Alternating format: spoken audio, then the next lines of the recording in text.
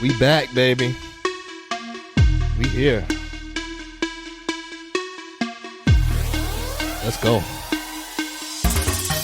What's up? What's up? What's up? What's up? What's up?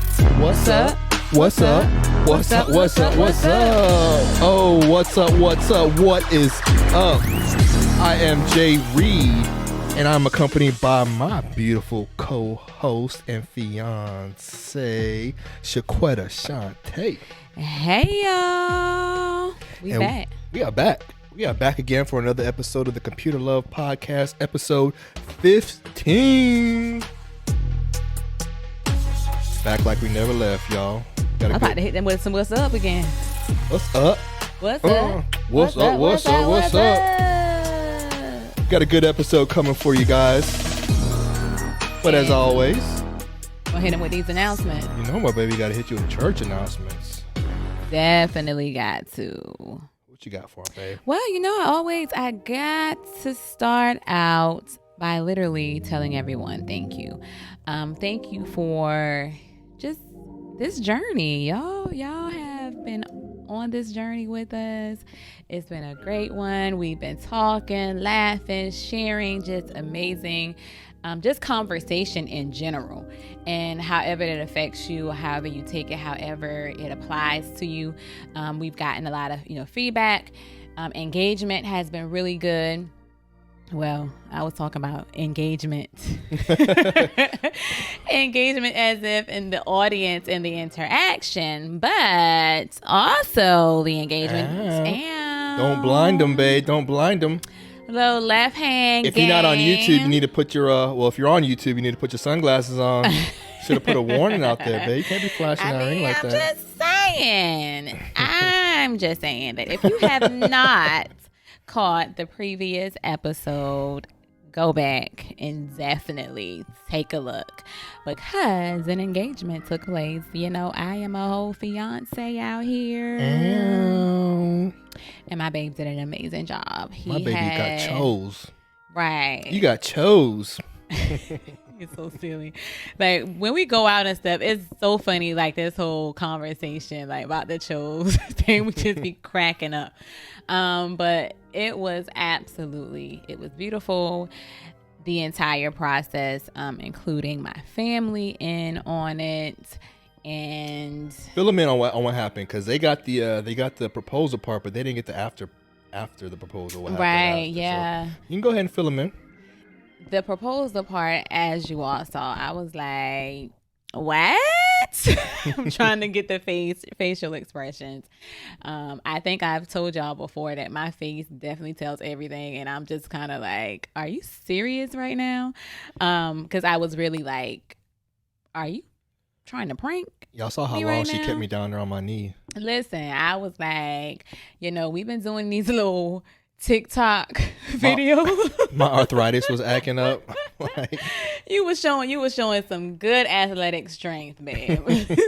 But it was really special. It was really sweet. And so after the actual proposal, we were going to dinner, which was already in plans. Already reserved. And so I was like, okay, cool. She didn't know that it was an after proposal dinner. She just thought it was an after podcast dinner. Right. If you watch and if you know me, y'all know like my radar. I'm a planner. I'm used to planning for like everything for everyone else and stuff. So if something is out of the ordinary, if something is like a little different, I'm like, why? Why did you make reservations at this time? Why is like, how many hours is between this? And so I'm like, whole time, like, okay, we're going to dinner, but something just seemed like it was up. So then we're like parking at the restaurant. Because the first thing I asked him, like after like saying yes, I'm like, did you talk to my parents? Yeah, that was after the proposal, after the cameras went off. The first thing she said was, did you talk to my parents? I'm like, wait a minute. He was like, yeah, babe. Yeah, I absolutely did. It'll all be revealed. So it's funny. And so we get to the right restaurant and we're parked because we got there earlier. Mm-hmm. And the reservation was at 7, so let's say we got there like 6:40. So I'm just sitting there and I'm like, looking around 'cause I'm trying to see if I see anybody's car. And this is not a restaurant that I've ever been to. Her mom actually recommended this restaurant. So obviously Shaquetta has been there before. So she was like, why are we going to this restaurant? Right. I'm just looking around like, and it's a really good restaurant. Right. So I'm just kind of looking like, but I didn't see any one car. I didn't see any vehicles that I recognized. So that was like, oh, okay, maybe it's just that. Because I'm literally looking around. Mm-hmm. And then I'm like FaceTiming like my aunts and different people or whatever. And some of them are like not answering. So I'm just kind of like, whatever. So we go inside. And as we're walking inside, I'm like, okay, maybe it's just us. And so we get inside. My mom, my dad, and my nephew are sitting down at the table waiting. And that was absolutely like the icing on the cake. 3 of her most important people in her life. Absolutely. Like, if you know me, you know that my mommy, my daddy, and my nephew are definitely heartstrings. And so that was like really like, what? When did you do all of this? So it was really sweet just to have them there. And, because of like COVID and certain different like restrictions and stuff, it was just really sweet that, like my, a few of my aunts, they came out. Yeah. All that, yeah. Right. And so that. And check this out now, because this is how her mama rolled. Because like I was trying to do some planning. I was gonna rent a whole house out because she has people, y'all. So I was trying to fit all the people in a place so they can surprise her, but that just didn't work out between her mom, what her mom wanted, or what her mom was recommending to me. So I got the restaurant, but they only allowed 6 people for the reservation, and I'd asked for 7. They're like, no, we can't do 7 at this time, but we can do 6. So I was like, all right. Her mom called me back. I was like, can they do 7? It's like, no, I asked for 7, but they couldn't do it. And she was like, oh, okay, well, I'm going to go by there then. I was like, all right. Like, we going to figure this out. So she actually went to the restaurant herself. I made the reservation, but she went to the restaurant and she finagled it and got 7. But not only did she do that, we ended up having like 12 people there when I couldn't even get, all I could get was 6. And we ended up getting like 12 people in there. Yeah, so. It was really sweet. Just having like, my aunts and a couple of my first cousins were able, to be there. And that was essential. But just knowing like my family and my friends, like they are real life dope. And then the next day, like a group of my friends literally had a whole cake. Done. Like we were going to my friend was celebrating her mom's birthday, and so we like, we're going. And they had like a whole cake made in less than 24 hours, like with our picture on it and everything. So this whole process thus far has been like really amazing. And so I just want to take a moment just to say thank you. Keep talking, babe. I'll be right back. Just know. Keep talking. I'll be right back. Okay. Well, I'm about to talk to y'all about him, and he's telling me he'll be right back. But anywho, so at the actual birthday dinner for her mom, it was a few of our really good friends within the winner's circle and their, significant others. They were able to just share some really good advice and really good tips on what's important in relationships and just making it work. So that was really, really essential. And I 100% look forward to applying those things within our daily lives. Talking about your mom and your aunt who gave the speeches? Yeah, from them to just even that Sunday at the party when the couples like were just kind of talking to us about. Oh yeah. That was so nice, yeah. It was really, really sweet. So I was just wanted to take a quick moment to say thank you for everything that you've done in the process of like planning and including loved ones in that and just being open because I got a lot of people. She got a lot of people. A lot of people and a lot of amazing people that just really wants to be a part of the journey and really help make this really essential. And beautiful for the both of us. One of the running themes that I kept hearing from all of her friends and her family was that you're always there for everybody else. You always show up, and you don't just like halfway show up. You show up with full support, the entire way, and you're like really celebrating other people's joy. And it's like, girl, it's your time now. So yeah, they here for it. Yeah, they are definitely here for it. So it's good. We appreciate you. Thank you. We've gotten a lot of like congratulations, like, messages wishing us the best. The support has been magical, and I am so grateful for every one of you. If I have not gotten to reply back to your comment individually yet, I am definitely going to do so. I think part of it is still like surreal. I'm like, like, for real, this is really happening. But I appreciate every one of you. And with that being said, I would like to go into my motivational moment. Hold on, let me do one more announcement. Okay, absolutely. Before you motivate people, I just want to run down to grab this book that I just bought. Oh, nice.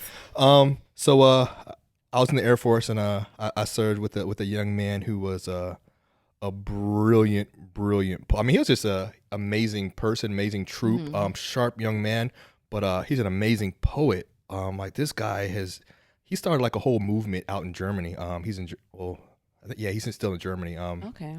And he like started this whole organization out there, this poetry group, and they're doing big things. And he just released this book. It's called Before the Streetlights Come On. His name's George Lennon, but he goes by Fresh Lennon. This book here, guys, highly recommended. I'm not just saying that. I bought the book myself. I didn't get this for free. But this guy is so inspirational, and just everything that he writes is just so poetic. Like this is like the definition of poetry. Even his introduction is poetic, the way that it's written, and then just how he leaves the end of the poem. It's like, wow, it just kind of comes full circle and closes it all out. It's amazing. I want to read some, but I'm not going to. But if you like poetry, if you want to support a Black poet, this guy is amazing. Fresh Lennon, Before the Streetlights Come On. Does he have a freshlinnencreates.com? So go to freshlinnencreates.com, and I'm gonna put his IG in the show notes. But dope. I love it. And you did read one to me, so Congratulations to you on that. And to you said George Lennon, that goes by Fresh Lennon. Please take a good look and support. All right, you ready to motivate them? Yeah, I'm going to go in with one more love lesson, and that is pretty much that we are all on a journey. We are all on the same journey, which is happiness, success, but different paths. And so it is so important to decide, and you're being very careful in who you choose to journey life with. So although we're all on the same journey, there are different paths, and who you're traveling with is going to help make this journey and your route on this path either better, longer, more difficult. So in just in summary of that, I don't think I could say it any simpler. Like we all often can look at people and say that, like, I'm sure, they want the same thing. And it's not only wanting the same thing, because there are so many different paths to getting to that same destination. It's important you decide very carefully who you're riding with, who's riding with you, and what this journey is going to be like on the path that you're going to take to happiness. I love that. On the path to happiness, can I add something to that? You sure can. I think that on the journey to happiness should be a part of that journey as well. I don't think happiness. I don't think happiness is a destination. I think happiness is part of the journey. Yeah, and so that's like in talking about that. That's why we're saying it's important who you're traveling with, because I said it can be nasty, it can be ugly, it can be a hard journey to happiness, because who you're traveling with and who's traveling with you. So absolutely. Yeah, I think that life is the journey. The journey is it. Like a lot of times people say, you know, we're on a journey to get to this destination, but there is no destination. The destination is death. And up until death, it's the journey. So there's really no ultimate goal, because once you get there, there's always going to be another goal that you're going to be, and there's a journey that's going to go along to get into that goal. So I think really what's important, not saying that what you said is not important, but what is important also is that you enjoy the journey, because life is a journey. The journey is life. There's no real ultimate destination. You can have goals, ambitions, but the life is the journey. Journey is life. The best way I can sum it up, and it's one of the reasons why, like in writing, when I'm looking at life lessons, love lessons, the journey, if you look at the movie The Pursuit of Happiness, it's life. So the reality is, like, you don't live life without goals. If you do, then most people realize that, okay, you're only accomplishing things because other people either said you can do it or said you could not do it.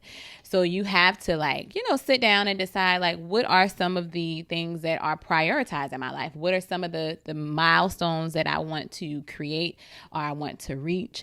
And that's why even in relationships, I often see that they're discussing goals. You have to have goals, like, in your relationship. So yes, you're going to continue to reach other goals after you reach, one goal, then you definitely go to the next. But living a life without goals, the last thing you want to do is on Judgment Day is at death is in and say, like, what have you accomplished? Or what is it that you, like, did you do anything that you wanted to do? Or did you live a life fulfilling? How can you define that if you had no goals, if you had no real desires or real things that you want to attain, no finish line, no timelines set? So you don't have to do those things within those certain times, but you should definitely have something that you're aiming towards. I think as human beings, I think that brings us happiness, is having goals and accomplishing things. I think people who are just wandering the world pointless with no, like, it's hard to imagine somebody without a goal, without a purpose, that at least, whether it's a small purpose or a large purpose, just some type of something that they're going to be doing, So, but if you are just a wanderer with no purpose in life, I don't think that really provides much happiness. Yep. So you ready to go to the topic of the chat room question? Yeah. Let's get this show started, babe. Chat room. What we got? So the chat room question is, what does it really mean for the man to be the head of the household? What does it? Nah, this is a good one. See, this is the type of question that can get you in trouble if you don't answer it right. Not get you in trouble. For real. That is funny. This is a good question. What does it mean to be the head of the household, the man of the household? Which the one? head of the household. Okay. For the man to be the head of the household? Okay. Well, first of all, let me say that the man is not always the head of the household, although I believe he should be. Okay. But in the situations where he is, the man being the head of the household, it means that he is the man of the house. So basically what that says is he provides the home, he provides the security, he provides safety, he provides love, he provides guidance, he provides counsel, he provides discipline, he provides encouragement. I think that as the man of the household, I mean, this is your domain to protect, and you protect everything inside of it. And I think that's really what it boils down to. It's protecting your house, protecting with what's within the house, to include the people that you love. There's a lot that you can say in that, but just as a core, as the base, I think that being the man of the household, it's not all about like, this is my house, what I say goes, follow my rules, this type of thing. I think being the head of the household more so is just providing an environment to where a family can flourish and a family can grow in a healthy manner. And a man and a woman come together, but they do two totally different things. Equally important, totally different. But as the man, it is your job ultimately, whether you know the woman is helping you with the finances. Ultimately, I believe it's on the man. So if the woman were unable to help, a man cannot say, well, you didn't help me, so now I can't pay the bills, I can't pay the rent. No, the buck has to stop with somebody. Just like at your job, the boss, ultimately the buck stops with the boss. So while the employee may take some responsibility for not being there to do his part, the boss ultimately is going to have to take responsibility to his boss, right? So I think in the head of the household situation, the man is ultimately responsible. The buck stops with him. I can't go to my parents. I can't go to anybody to say, hey, I can't pay my rent this month, and I'm not going to blame my woman if I can't pay. Even if she's helping me, I can't blame her if she doesn't have the money this month. So I think that the responsibility lies, and that's part of being a man, is being able to carry the weight of that responsibility. Women don't want to carry that type of weight on their shoulders or responsibility. That's not going to make for a happy woman. Whether you think that's fair or you think it's not, that's just how it is. Men and women just naturally were different. So you can't expect a woman to be doing man things and being happy and live in her feminine nature. And you can't expect a man to not be respected and treated as a man and be in his masculine nature. So I think that coming together, but ultimately to answer your question, I'll cut this short. I think that, and thank you for being so patient with me, but I think that, the man has to hold down the fort and to keep it safe so that operations within the fort can function healthy and appropriately. Sounds good. That's my off the cuff answer. And if you say something, I may get some more ideas. Go ahead. No, that sounds really good. And a lot of that is absolutely what it should be. Mm-hmm. But a lot of times I don't think that that's, mm-hmm. what it is. What should it be and what isn't it? No, like everything you said is mm-hmm. what it should be. So I'm not going to go back and repeat it, because what part of that is not what it is? Well, a lot of times it is not, okay, I get it. I'm the man of the house. I'm supposed to do this. I'm supposed to cover, mm-hmm. the bills or whatever the case may be. Now, ultimately, I do think that we've talked about that before. You have to decide what works, for you mm-hmm. and for your relationship. But when you do look at the man being the head of the household, then that is how I would define it. Mm-hmm. However, me going into my definition of it, first, I want to say that yesterday my first cousin got married, and it was a beautiful wedding, young couple. It makes my heart jump for joy to see these two young people saying I do and taking a commitment to love each other in spite of, and hearing them recite their vows to one another that they wrote was so profound, because both of them were really telling each other, you've been here for me. This hasn't been something just overnight, mm-hmm. but you've been here with me through the good, the bad, the ugly. Her now husband is I love you for that. I will always, love. He was really going to, if my eyes, I will only see you. My ears, I will hear you. And those words, you see her crying, and it's because now he's gonna make me look bad because my mine won't be that good. He got y'all over there crying we're oh God. But it's just the fact that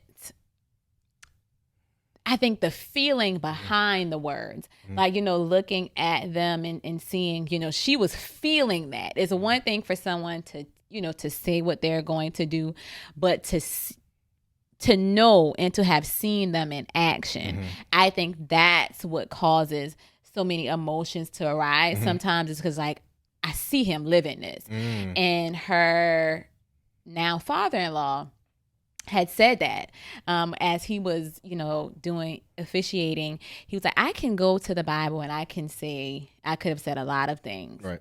But these two young people and what they said to each other and how they said it, it could not have been said any better, because he was like, you have to live the word. And I think they were a good example of seeing what it was to live their words, to live love, to live, not saying I love you, but then showing it.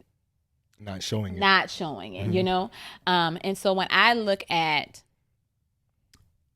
the man being the head of the household, I look at the man as he is controlling the temperature of the relationship. He's controlling the temperature of the household. And what that means is, if he is covering, like, if he's paying the bills, if he's, taking like responsibility, he has and both parties do, but he's the person that's adjusting the temperature of the household. So when you say you're looking at the man of a household, you're looking at the man who's, like you said, he's covering more than just the bills. It's how he's showing up for his family, which is all a thermostat. It's all like, you said like a woman, certain things she doesn't want to have to do. Maybe, she'll do it if she has to, but maybe that's not something that she's used to doing or having to do. But knowing that her man has it, knowing that her husband has it, does take some weight off of her to be able to also, once you set the temperature of the household, she's going to make sure it stays there. So it's like a two-person thing. We're both, making sure the temperature of the household is good, but ultimately I think the man sets the temperature of the household and she helps keep it there. And if you even see that it's rising a little bit, if it's getting too hot or, too cold, then a woman should have a temperament, a loving nature to help make sure that the house is a home. So if he's the one that he's the head of the household, she's the one that's making sure that the household is a home. It's a place where he wants to come home to, that he feels good paying those bills because he knows that she's helping, she's taking care of it too. Like she's making an emotional safe place to come. She's making a place where our children feel safe and looks forward to coming home after school or whatever. So I think they both play a major role, but ultimately I think a man, when I look at the head of the household, it's like you said, it's not, do what I say. It's I pay the bills in the house. It's the way that you be a man of the household without having to say that you're the man of the household, because your woman, your wife, she proudly wants you to take that role, and she's going to let everyone know that I have a real, like this right here. Don't nobody come to my man, because this is mine right here. And she's going to bend over backwards to make sure that her man has what he needs, inside, out, relationship support, whatever, family support. She's going to make sure that her man is covered. And so while a man is the head of the household, a woman covers the household. And that's in prayer, that's in emotional support, that's in making sure that we move forward together in general. I love it. Great. Let's go. Topic of the day. Topic of the day. So this is one of the ones that you've suggested, and so I got a whole list of topics just like in a notepad. So she's picking them. So this one is, who gets served first, the kids or your man? I'm gonna let you go first on this one. I'll let you answer one first. Who does get served first, babe? The kids or the man? Well, I think if you look at how it's supposed to be, you should serve your man first. And because I guess, he's the provider, he's the one that makes sure that, food is on the table, going back to being the head of the household. So I think being politically correct, then yes, you should definitely serve your man first. And I would say husband. Mm-hmm. So I want to make sure you think like this is your husband or your, if this is not your kids versus your boyfriend. Right. Yeah. Absolutely. So this is y'all's kids. Your kids together, or if it's a blended family or whatever. Right. Who gets served first? It should be the man, the husband, preparing his food, preparing the kids' food. But I would also say that I think a lot of men will probably want you to make sure his kids eat first. Like he's probably like, I'm good. Make sure the kids eat. Or his thoughts is probably, I'm doing this so you all can eat. Like I'm out here making the money and stuff to make sure my family eats. So his view may be like, I'll eat last. I'm good. But I think ultimately it should be serving the man first and then the children. I agree. I don't think it's really a politically correct thing. I just think that that's the way that it should be. And I think it's just not politically correct. I just think that's correct. That because just as you said, the man does buy the food. He gives the food so that it can be cooked. Well, in this scenario that we're painting here. And I mean, to be honest with you, I've never been in a situation where I had to choose who eats first. It's like we all eat together at the same time. We say grace and we eat. But in theory, the man I think should be served first. But a real man, the head of the household, would never eat if there wasn't enough food for everybody. So it's not a matter of one person gets to eat, the other person doesn't. It's just a matter of who gets served first. And as the man of the house, I just think it's a matter of respect that he gets served first. I mean, if a man don't really ask for much, so getting the plate first, I think, is a very small ask, and it's just a show of respect. So, yeah, I absolutely agree that the man should be served first. Yeah, I mean, I think ultimately it is important to, when you're looking at relationships and marriages and creating a family environment, one thing that I think is important is to always set aside that time that this is what we're going to do as a family. So eating together as a family, just to promote like unity, and time that family can just sit at a table and have dinner. A lot of times that does not happen these days anymore because whatever, conflict in schedules, busy lives, etc. But even if you can't do it every day, at least finding one day out of the week on the weekend to really sit and indulge and have fellowship as a family over a meal together. And that's, I think, essentially, if you're looking at it, it's okay if everyone is seated and all of the food is fixed, then you absolutely serve the man his food first before putting down like the kids' food as well. So yeah, like never would I eat if there wasn't enough food for my kids. Absolutely, like, no, I'll go hungry before I let my kids go hungry. That's not that's not the question. Right. The question is, there's enough food for everybody. Who gets the plate first? And so absolutely, for sure, I agree. And I think that if you're a woman and this does not resonate with you, and this is rubbing you the wrong way, I just think that maybe you should just take a minute to do some self-reflection and to ask yourself why this is rubbing you the wrong way. Because I don't see how this would. If the situation is how we described, then you have a solid man. Why wouldn't you want to feed him first? I don't understand it. So, and if you do, put a comment in below and let me know why you disagree with this, because I don't see it. All right, you ready to go to the closing question? I certainly am. Closing question. What we got? So this one is also one of the ones that you suggested is, should your woman help you if you got into a fight? You want to take the one first? You go ahead. Me first?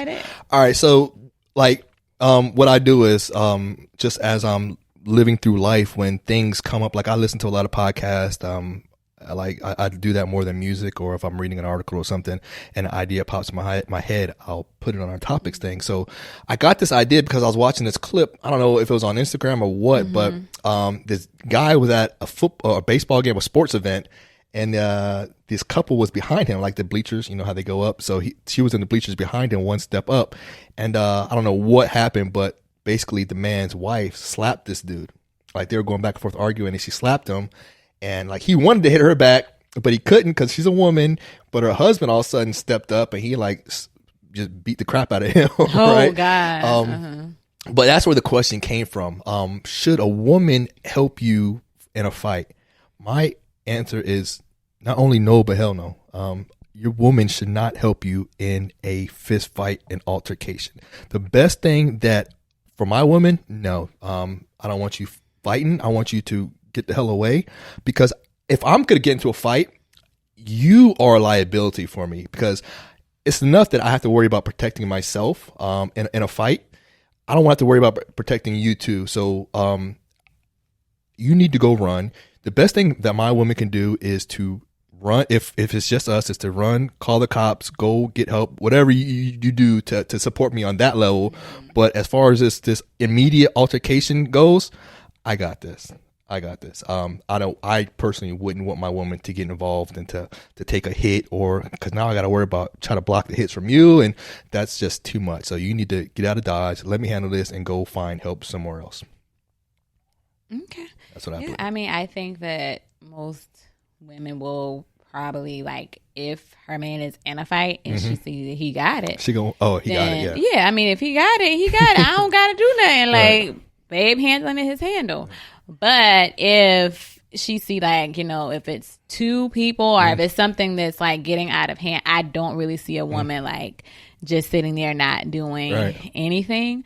Now, to the extent of what she does, we might not disclose it on air.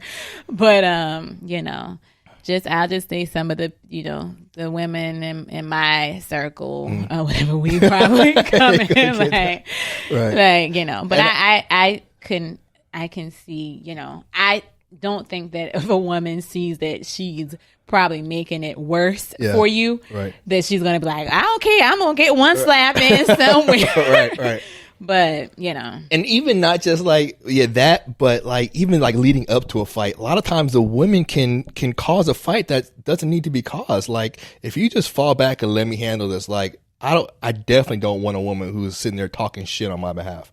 If I'm going to be the one who's going to have to, you know, get into the fight, I don't want to fight because you were over here talking shit, running off at the mouth. You know, I mean, I will, because that's a situation that you put me in, but you shouldn't be putting me in these types of situations. You know what I'm saying? Yeah. I mean, at the end of the day, that can go both ways. I mean, because I've seen men that, God forbid, they had too much to drink. Now they've said things, so they've gotten themselves into an altercation, and the woman's trying to get him out. Woman is trying to get him out of it. So that 100%, you know, she's like, all right, let's go, babe. You are really sloppy drunk right now. Yeah. Like, even if you could fight, you probably can't fight right now because you are intoxicated. So you're trying to protect him from himself at that point. Absolutely. Yeah. So it all depends on the situation. Read the room. Don't make it worse. But hey, sometimes a woman probably does feel like she's obligated to stand in, depending on what her man has done. And there's some cases where the man might be like a little dude and his wife is like big as hell and probably gonna whoop his ass. So I mean, in that case, then do what you got to do. But for me personally, I would not want my woman to get involved in a physical altercation on my behalf at all. I don't want her to watch me get my ass whooped, you know, or just watch me get pounded to the ground. But I mean, at least go and make yourself useful, basically, but not useful in this fight. Gotcha. I agree. So yeah, but you walk around strapped anyway, so I don't know about that. I don't. You pull out that hammer and just start. I walk around strapped in prayer. I sure do. I sure do, in prayer all the time. All right. So before we close this bad boy out, we're gonna answer a few questions. All All right. These are going to be hypothetical questions, okay? So it's not this or that. You could give me your answer, and I'll give you my answer on a couple hypothetical questions, depending on how long they go. All right? Sure enough. All righty. So the first question, what would you do if you had 24 hours to live? Right now it is 5:30. You're going to die tomorrow at 5:30. What would you do? You got it. If I had 24 hours to live, what would I do? 24 hours is not a long time. What I would do is I would make sure that I called everybody that I love, that are really important to me, starting with my children first. And I would just have some real, individually with each and every one of them, I would just have some really deep heart-to-heart talks, let them know how much they mean to me, let them know how much I love them. And I wouldn't tell them that I was going to die, but I would just want them to know that their father loved them with everything that he had. And I think that if I was able to express that successfully, then I would be able to die the next day, and in peace. That's what I would do. I would call my kids, tell them that I love them, make sure that they know that, and then just enjoy my last couple hours on Earth. What about you? Nope. I'm not even thinking about no hypothetical 24 hours to live question like that. So I would just say I would pray, and my prayer was to be answered with many more 24 hours to come. That's all I got. You just spent your last 24 hours wishing for more 24 hours? Yeah, and it would be answered. Miracles still happen. Miracles? Okay. If you could instantly become a master of any one skill, what would you pick?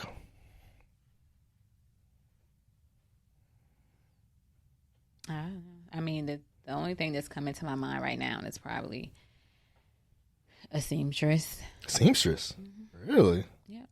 That was not anything I thought would be coming out your mouth right now. Yeah. Why?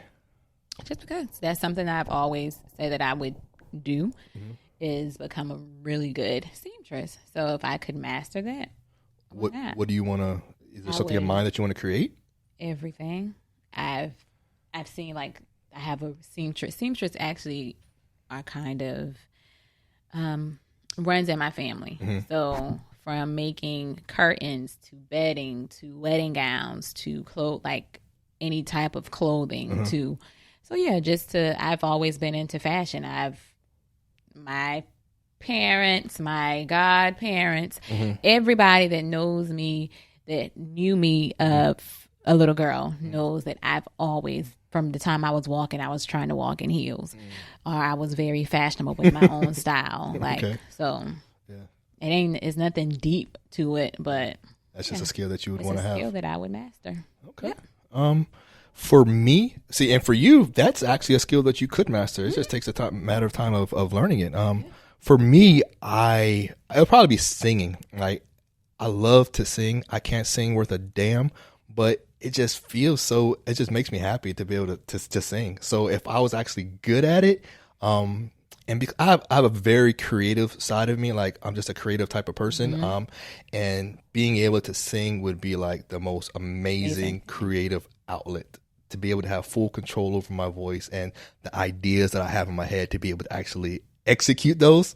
I think that would be amazing. So if I had one skill, that's what it would be. Definitely to be able to sing.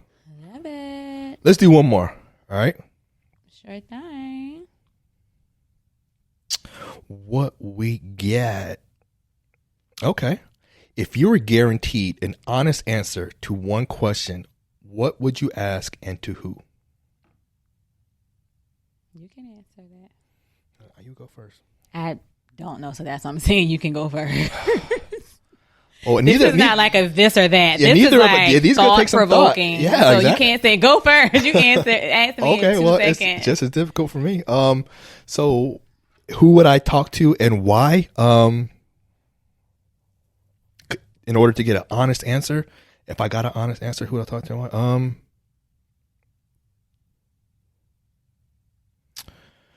I would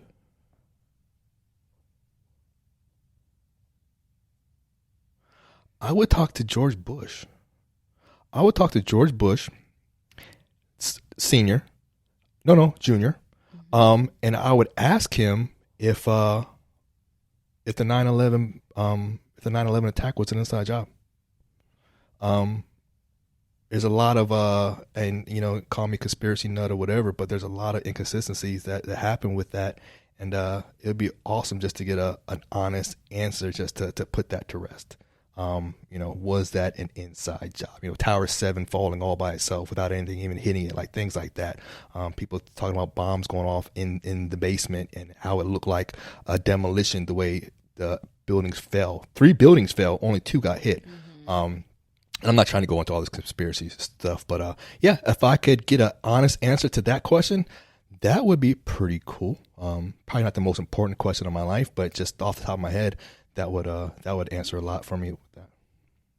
How about you? I mean, I can't think of anyone in the world right now that I'm like, you know what? I really want the truth from them based on news or anything right now. I think that just in general, if I could talk to anyone and know, I guess I would probably talk to my brother. Honestly, I'll probably talk to my brother. Just, I believe that with him and my cousin, just the fact that, is there like a burning question that you have that you want answered? No, just the fact that I just, knowing that they were in a car accident, and I'm sure it was like painful, but often I just want to know that they did not really have to like suffer. So. Oh, you want to know if they suffered or not? No, I just want to know that they didn't. Like, I just, So just knowing that, I know that they are okay. Right. Right.